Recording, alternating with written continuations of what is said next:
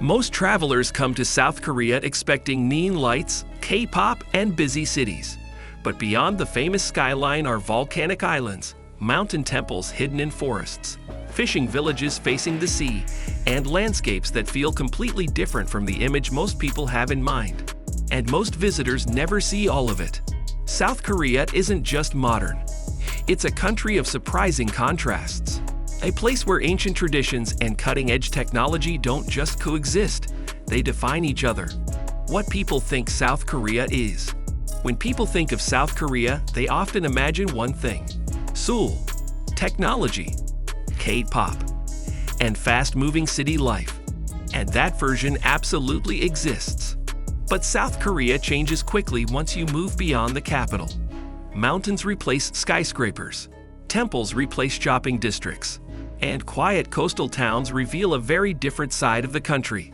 The gap between what most people expect and what actually exists beyond Seoul is one of the biggest surprises Korea has to offer. The country stretches across a geography and history far richer than any single city could represent. Seoul, the anchor. For many travelers, Seoul becomes the starting point. A city where history and modern life exist side by side in ways that shouldn't work, but somehow feel completely natural.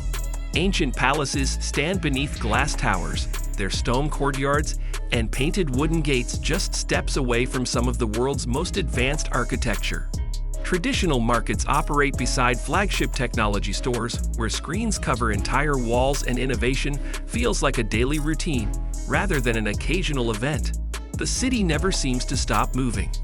But Seoul is only one chapter of South Korea's story.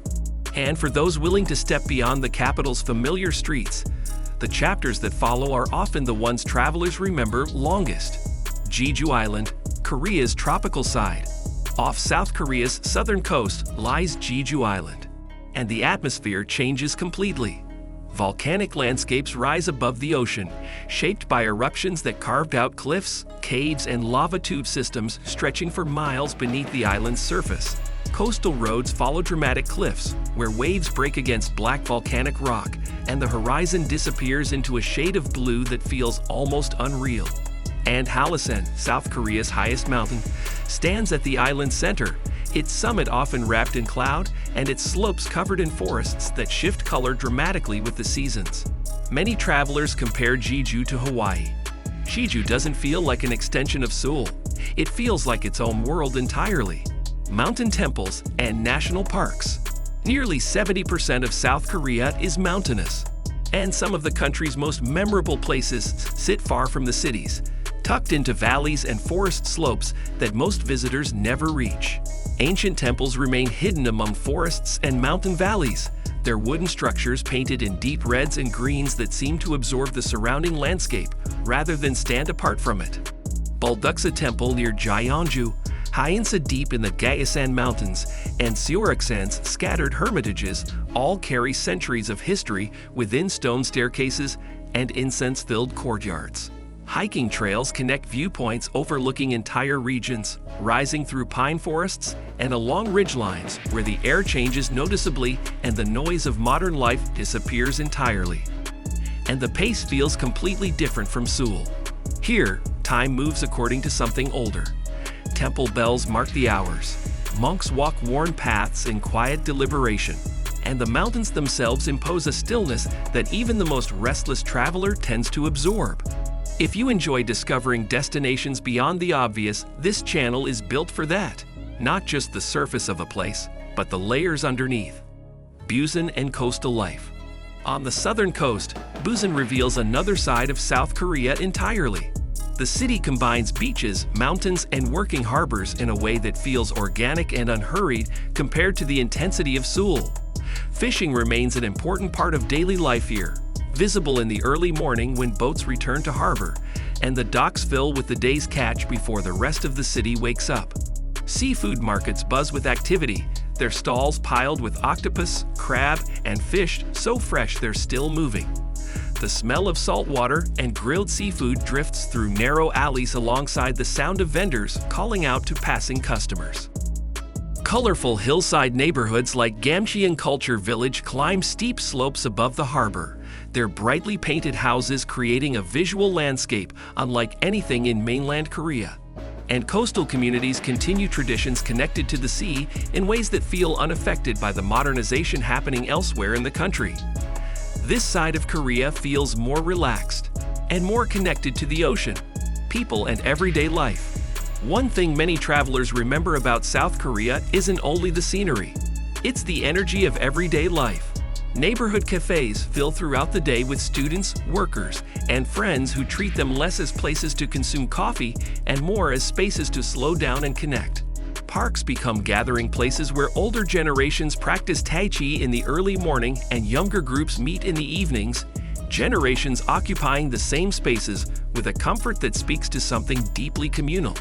And local markets remain important parts of many communities, not just as places to buy food but as daily social rituals where regulars know vendors by name and conversations happen as naturally as transactions. Tradition and modern life often exist side by side here in ways that feel effortless rather than forced.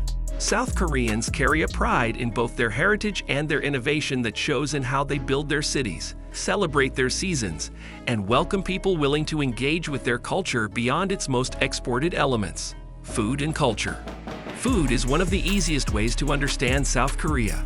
Korean barbecue brings people together around the table in a ritual that's as much about the shared experience as it is about the meal itself. Grilling, sharing, and refilling small dishes that arrive in seemingly endless succession. Street food fills busy markets with smells and colors that make every alley feel like an event. Tteokbokki bubbles in bright red sauce. Hotteok fills with brown sugar and nuts. And fish-shaped pastries stuffed with sweet red bean paste appear on almost every corner. Regional dishes change from one area to another, shaped by coastlines, mountain climates, and agricultural traditions that vary dramatically across a country smaller than many people realize. And kimchi remains one of the country's most recognizable traditions, its preparation varying by family, region, and season in ways that make every version slightly different from the last. Meals here are often social experiences, not just something to eat. Why travelers are looking beyond Seoul. Travel in South Korea is changing. Many visitors still arrive for Seoul, drawn by the pull of a city that has become one of the most recognizable in the world. But increasingly, travelers are exploring beyond the capital in search of experiences that feel less familiar and more genuinely connected to the country's deeper character. Mountain regions where trails lead through national parks that receive only a fraction of the attention Seoul commands. Island destinations where volcanic geology and living maritime traditions create environments found nowhere else in Northeast Asia. National parks that protect ecosystems and temple complexes sitting largely unchanged for centuries. And smaller communities where hospitality feels personal and the rhythms of daily life move at a pace that allows for actual observation rather than hurried tourism. Because more people are discovering that South Korea offers much more than city life alone, and that the country's most lasting impressions often come from its quietest corners. Who this side of South Korea is for. This side of South Korea is for travelers who enjoy contrast, for people who want cities and nature without having to choose between them. Tradition and innovation experienced not as competing forces, but as two expressions of the same deeply layered culture. Famous attractions and quieter discoveries that appear unexpectedly between destinations and stay in the memory long after the well-known landmarks have faded. South Korea offers all of it, often within a short train journey that moves from urban density to mountain silence in under 2 hours. South Korea isn't just skyscrapers and pop culture. It's mountains, islands, traditions, communities, and landscapes that quietly change from one region to another without announcement. And once you move beyond the obvious places, you realize how much more there is. How many versions of this country exist beyond the one most people recognize? How many stories are still being told in temples, on coastlines, and in mountain villages that most travelers never find?